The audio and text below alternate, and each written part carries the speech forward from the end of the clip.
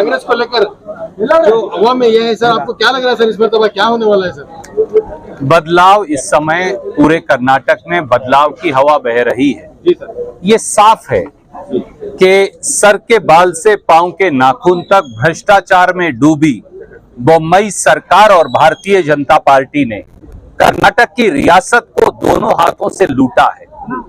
उन्होंने केवल धन दौलत को नहीं लूटा, उन्होंने कर्नाटक के भविष्य को लूट लिया, कर्नाटक के नौजवानों की जिंदगी को लूट लिया, कर्नाटक के अमन चैन को लूट लिया, कर्नाटक की प्रगति और तरक्की को लूट लिया। ऐसी सरकार को भगवान भी माफ नहीं करेगा, उनको नर्क में भी जगह मिलने वाली नहीं है। 40% कमीशन से, पे सीएम से, आज सांस लेने के ऊपर भी टैक्स है और हर चीज में भ्रष्टाचार है। कांग्रेस ने एक सकारात्मक एजेंडा दिया है, कांग्रेस की गारंटी का, धर्म और जाति से भी ऊपर उठकर 2000 रुपया हर घर की महिला मुखिया को, ताकि महंगाई से लड़ा जा सके। हर नौजवान को ग्रेजुएशन पर 2 साल तक युवा निधि के माध्यम से 3000 रुपया, डिप्लोमा होल्डर को 1500 रुपया हर महीना। जो हमारे गरीब भाई बहन हैं उनको 10 किलो अनाज, हर घर को कांग्रेस की गारंटी गृह ज्योति, 200 यूनिट बिजली माफ, और तरक्की का एक नया पूरा का पूरा एक आवरण।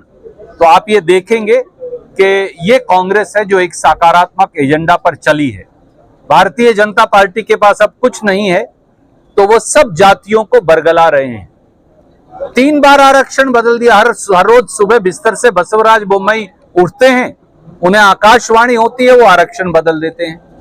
क्या ये इस प्रकार से देश का संविधान चलता है? अजीब मजाक की बात है। आप बताइए, उन्होंने SC ST आरक्षण 4 साल तक उसे अलमारी में ताले में बंद रखा। विधानसभा के आखिरी सत्र में 26 दिसंबर को हमारी मांग पर कानून लेकर आए। 14 मार्च 2023 को संसद में जब हमने मोदी जी से सवाल पूछा, उन्होंने कहा SC ST को आरक्षण नहीं मिलेगा। फिर आरक्षण बदल दिया, वोकालिगा लिंगायत के लिए, मुस्लिम माइनॉरिटीज का आरक्षण छीन लिया। परंतु ये पूरी चीजें असंवैधानिक और गैर कानूनी है, इसलिए ये आरक्षण कभी लागू ही नहीं होगा। वो वोकालिगास का अपमान कर रहे हैं, वो लिंगायत समाज का अपमान कर रहे हैं, वो मुस्लिम माइनॉरिटी का अधिकार छीन रहे हैं, वो SC ST के हमारे भाइयों को बरगला रहे हैं, और वो पिछड़े वर्गों के हमारे भाई बहनों को उनका अधिकार नहीं दे रहे। वो पूरे समाज को एक दूसरे से लड़वा रहे हैं। केवल धोखा और ठगी ये अब भाजपा की पहचान बन गया। सर, आम आदमी पार्टी का ये मानना है कि जो कांग्रेस का गारंटी कार्ड है वो उनकी कॉपी है, और जो जहाँ पे कांग्रेस हुकूमत अभी है फिलहाल, वहाँ पे क्यों नहीं किया जा रहा है, और ये वादे क्यों कर रहे हैं इस आने वाली हुकूमत को? तो ऐसा क्या जवाब? पहली बात तो ये ऐसी किसी पार्टी को मैं जानता ही नहीं, मुझे नहीं लगता कर्नाटक के लोग भी जानते हैं, तो क्यों जवाब दें? और आप उनसे ये पूछिए कि भैया ये तुम जो कह रहे हो क्या तुमने दिल्ली में लागू किया है? भैया पहले दिल्ली में लागू कर दो, फिर यहाँ आ जाइएगा। इनकी जनरल नॉलेज भी बड़ी कमजोर है, बीजेपी की तरह है उनकी जनरल नॉलेज।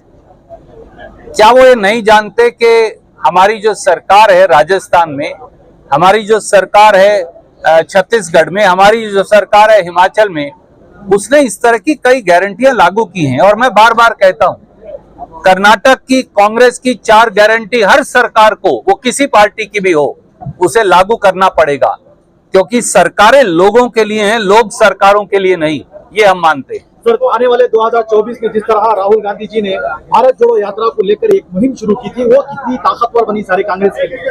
3570 किलोमीटर कोई और राजनेता बचता ही क्या है। ये लड़ाई किसी व्यक्ति के खिलाफ नहीं अकेले, ये लड़ाई है बेरोजगारी के खिलाफ राहुल गांधी जी की। ये लड़ाई है देश की दौलत कुछ लोगों के पास है, 1 या 2 लोगों के पास हो गई और बाकी सब लोग धक्के खा रहे हैं। ये लड़ाई देश की दौलत लोगों के पास हो, उसका वितरण बराबरी से हो, इस बात के लिए है। ये लड़ाई इस देश में जो व्यापक बेरोजगारी है, आज आंकड़े कह रहे हैं कि देश में 8% बेरोजगारी है। कर्नाटक में तो ये बेरोजगारी की दर और ज्यादा है, क्योंकि हर नौकरी बिकती है। ये उसके खिलाफ है, ये नफरत के माहौल के खिलाफ है। केवल शमशान कब्रिस्तान और हिंदू मुसलमान से ये देश नहीं चल सकता, ये देश तरक्की और विकास से चलेगा। आप केवल अल्पसंख्यक वर्गों पर हमला कर या एक जाति और धर्म को गाली देकर ये देश नहीं चला सकते। पहले मुसलमान पर आक्रमण था, अब SC ST पर आक्रमण आ गया है, फिर पिछड़ों पर आक्रमण आएगा, फिर गरीब पर आएगा, और एक दिन वो सबको खत्म कर देंगे, सब के सब मोडानी के गुलाम बन जाएंगे। सर, ये रमजान का महीना चल रहा है, मुसलमानों को आप क्या कहेंगे? मुस्लिम रिजर्वेशन को लेकर बहुत ज्यादा परेशान है, उनको एक मैसेज दें सर। मैं हमारे मुस्लिम माइनॉरिटीज के भाई बहनों को, बुजुर्गों को, हमारे SC ST समाज के साथियों को, हमारे वोकल लीगल लिंगायत समाज के साथियों को भी, भारतीय जनता पार्टी का ये षड्यंत्र है आप सबको आपस में लड़वाने का, ये गैर संवैधानिक है, गैर कानूनी है, ये अदालत के पचड़े और पेच के अंदर पड़ी रहेगी। इसे लागू करना उनकी मंशा नहीं है, आप सबको लड़वाना उनकी मंशा है, और कर्नाटक के चुनाव को भटकाना उनकी मंशा है। पर कर्नाटक के लोग मन बना चुके हैं, वो मोदी और बम्बई के झांसे में नहीं आने वाले, ये झांसेबाज दो हैं, और डबल इंजन सरकार डबल द्रोहा बन गई है। इनको हराइए, बंगाल की खाड़ी में फेंक कर आइए और कांग्रेस की सरकार बनाइए। बहुत बहुत शुक्रिया।